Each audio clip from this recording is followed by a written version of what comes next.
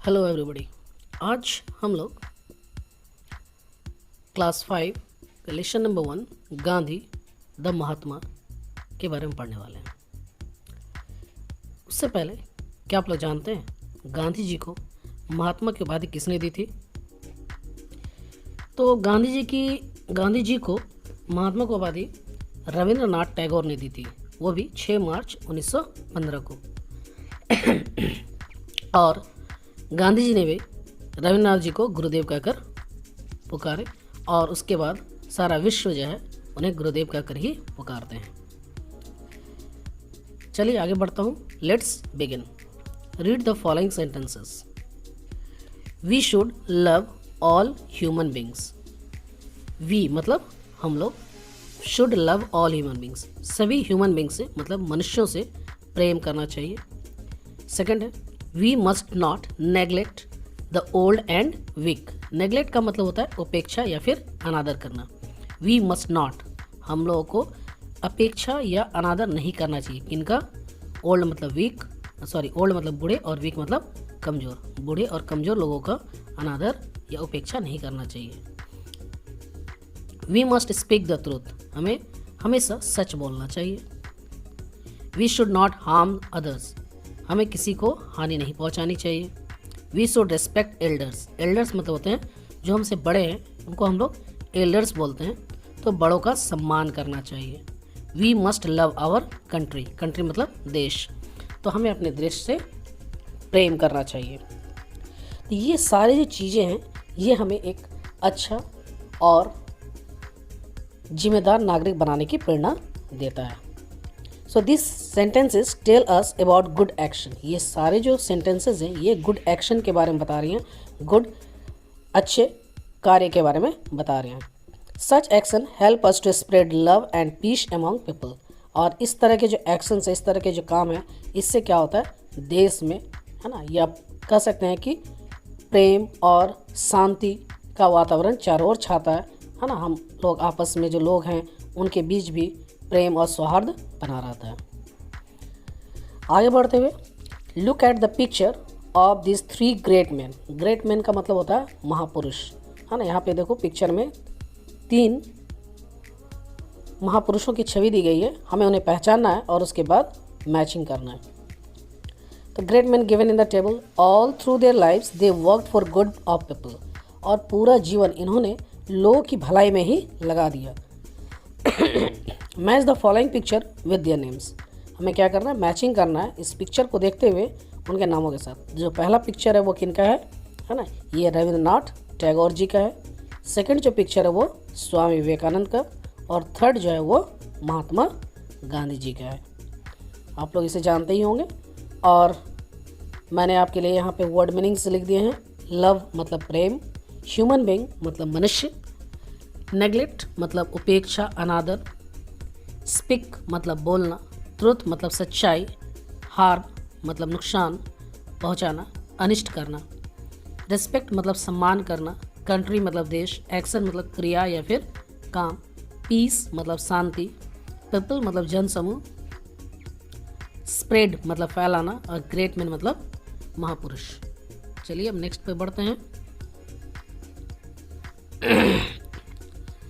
अब आते हैं सीधे पार्ट पे। Let's read. तो देखो क्या लिखा हुआ है। One day a little boy visited Mahatma Gandhi. Visited का मतलब होता है मिलना, मुलाकात करना। तो एक दिन क्या हुआ, एक छोटा सा बच्चा गांधी जी से मिलने के लिए आता है। Gandhi ji dress surprised the boy. अब गांधी जी का ड्रेस देखकर वह लड़का जो है सरप्राइज्ड हो जाता है, आश्चर्यचकित हो जाता है। सरप्राइज्ड का मतलब क्या होता है, आश्चर्यचकित होना। Such a great man without a shirt he wondered. इतने महान इंसान और वो भी बिना शर्ट के, ये देखकर वह वंडर्ड हो जाता है, मतलब चकित होकर सोचने लगता है कि इतना भला महान इंसान है ना, वो भी बिना शर्ट के सिर्फ एक धोती पहने हुए हैं, ये कैसे संभव है ना। Why don't you wear a shirt Gandhi ji. और वो बच्चे से रहा नहीं जाता और फिर गांधी जी से पूछता है कि अच्छा आप कपड़े क्यों नहीं पहनते, आपने शर्ट क्यों नहीं पहना है। The little boy asked. Little boy पूछता है where is the money son. Gandhi ji asked gently. Gently का मतलब होता है विनम्रता पूर्वक। तो गांधी जी भी बड़ा ही एक विनम्रता पूर्वक पूछते हैं कि पैसे कहाँ हैं बेटे। आई एम वेरी पुअर, मैं बहुत गरीब हूँ। I can not buy a shirt, और मैं शर्ट भी नहीं खरीद सकता हूँ। My mother seize well, sorry, the boy felt pity. ये बात सुनकर लड़के को दया आ जाती है। पीटी का मतलब होता है दया आना, ठीक है। माई मदर सीज वेल, मेरी मम्मी बहुत अच्छा सीती है ना, कपड़े सीती है। She sewed, she makes all my clothes, वह मेरे सारे कपड़े सी देती है, बनाती है।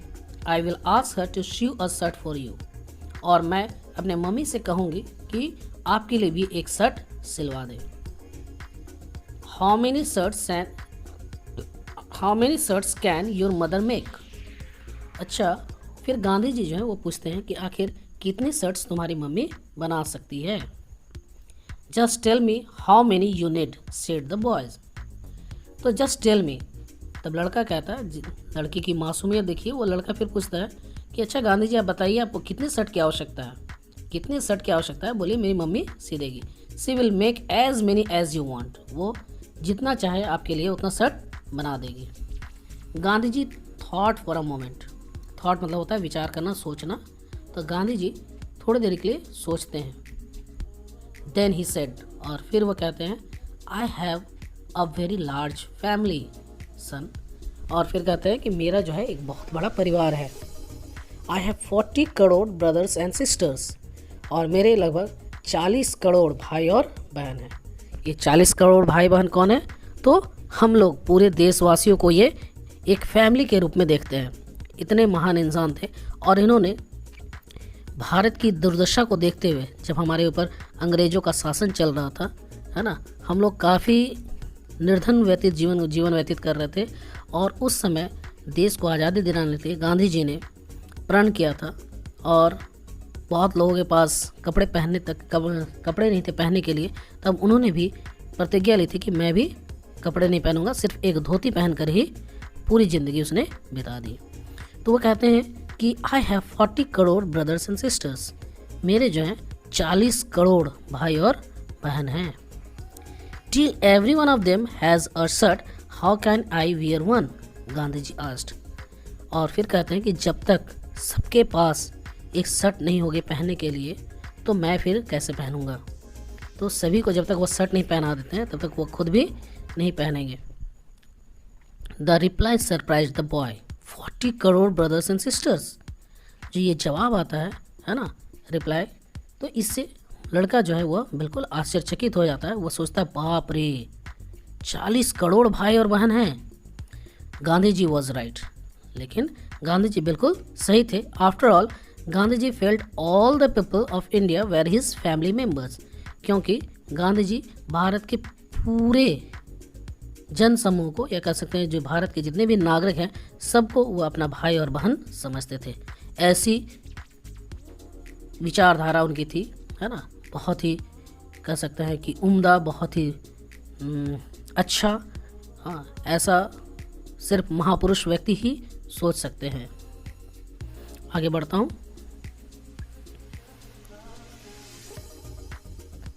अब देखो यहाँ पे नेक्स्ट है वर्ड ट्रोव। वर्ड ट्रोव का मतलब होता है, वर्ड मीनिंग दिए हुए हैं। वंडर्ड मतलब thought in surprise, thought in surprise मतलब विचार करना, सोचना। जेंटली मतलब सॉफ्टली, विनम्रता से। शिव मतलब कपड़े से ना, stitches on clothes to make dresses. Crore a number, 1 crore is equal to 100 lakhs। अब एक्टिविटी दिया हुआ है, लेट्स डू, चलो इसको हम लोग कर लिया जाए। Let's put a tick mark to choose the right answer. Gandhi ji dress angered और सरप्राइज द बॉय। तो गांधी जी का जो ड्रेस था वो देखकर लड़का एंगर्ड मतलब क्रोधित हो जाता है, या फिर सरप्राइज्ड होता है। तो निश्चित रूप से सरप्राइज्ड होगा, है ना। सेकंड है, Gandhi ji told that he was very poor और रिच। तो गांधी जी ने उस लड़के को क्या बोला कि मैं बहुत पुअर मतलब गरीब हूँ, या फिर रिच, रिच मतलब अमीर। जी बिल्कुल सही, poor, poor will be the right answer. C है, the boy's mother made clothes और शूज़। क्लोथ्स मतलब कपड़े और शूज़ मतलब जूते। तो बॉयज़ मदर, लड़के की मम्मी क्या बनाती थी? बिल्कुल सही, क्लोथ्स बनाती थी। D, Gandhi ji's family was very large और स्मॉल। लार्ज मतलब बड़ा, स्मॉल मतलब छोटा। तो गांधी जी का जो परिवार था वह क्या था? लार्ज था। अब एक्टिविटी 2 की ओर बढ़ते हैं। Let fill in the table with information from the text. जो टेक्स्ट में दिया हुआ इन्फॉर्मेशन उसको देखे हम लोग करेंगे। व्हाट मतलब क्या और हु मतलब कौन। ए है विजिटेड महात्मा गांधी। कौन विजिट किया था महात्मा गांधी को?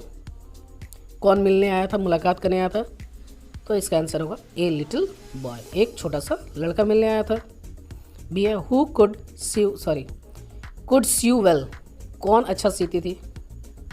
तो लिटिल बॉयज मदर, उस छोटे से लड़के की माता मम्मी जी सीती थी। Had 40 crore brothers and sisters. किनके 40 करोड़ भाई और बहन थे? तो गांधी जी के। चलिए अब आगे बढ़ता हूँ। अगला जो है, let's continue. Gandhi ji visited different places to collect funds.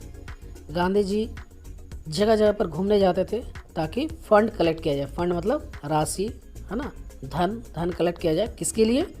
तो for India's freedom struggle, Bharat की आज़ादी के लिए जो संघर्ष चल रहा था, हाँ, उस संघर्ष करते हुए भारत को आज़ाद दिलाना था।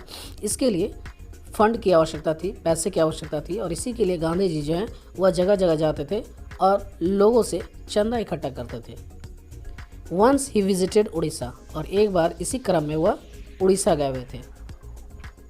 There he met an old woman, और वहाँ पर उन्हें एक बूढ़ी औरत मिलती है। She could not stand straight. She could not stand straight, वह सही ढंग से सीधी खड़ी भी नहीं हो सकती थी, है ना।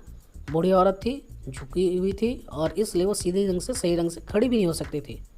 हर हेयर वॉज ग्रे, और उसका हेयर मतलब सर के बाल, वो ग्रे कलर के थे, है ना।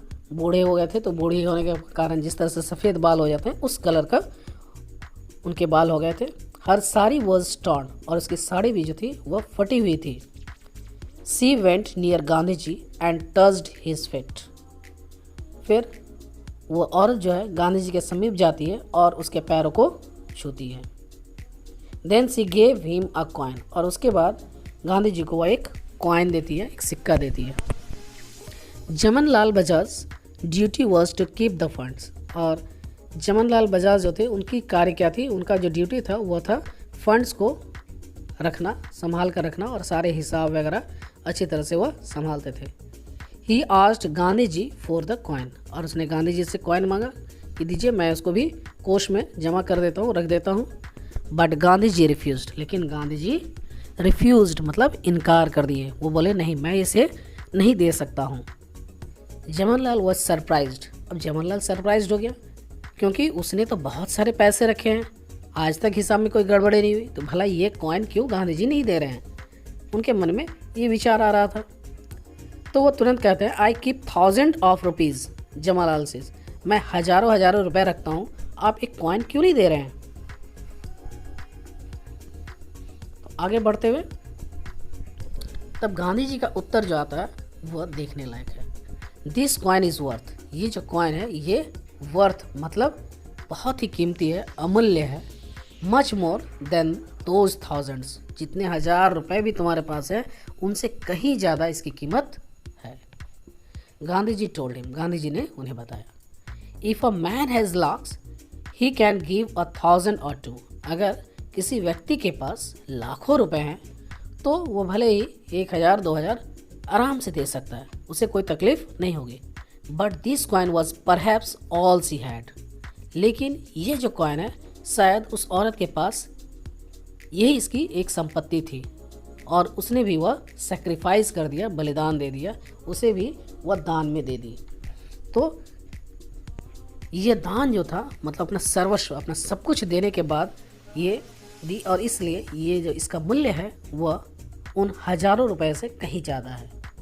But this coin was perhaps all she had, लेकिन यह कॉइन जो है शायद, परहैप्स मतलब शायद, ऑल सी हैड जो उसके पास था। व्हाट अ ग्रेट सेक्रीफाइस, और कितना ग्रेट सेक्रीफाइस है ये। So I value this coin more than a crore of rupees, और इसलिए मैं इस कॉइन की जो मूल्य है वह करोड़ों रुपए से कहीं ज़्यादा मानता हूँ। Gandhi ji explain he kept that coin with him forever, और गांधी जी ने उसे समझाया और उसके बाद उन्होंने ये कॉइन जो है वह अपने पास हमेशा के लिए रख लिए, है ना। इतना विचार, इतना उम्दा विचार इनके मन में था ना। फ्रीडम स्ट्रगल मतलब एफर्ट टू गेट इंडिपेंडेंस, प्रयास आज़ादी के लिए। वर्थ मतलब value, sacrifice to give something for good works. अब आते हैं एक्टिविटी पे चलते हैं। तो एक्टिविटी 3 है let's complete the following sentences with information from the text को देखते हुए हम लोग इसको कंप्लीट करेंगे। तो Gandhi ji visited different places to, Gandhi ji अलग अलग जगहों पर गए, क्यों गए? टू कलेक्ट फंड्स कलेक्ट करने के लिए, है ना, for India's freedom struggle, Bharat की आज़ादी के लिए, है कि नहीं।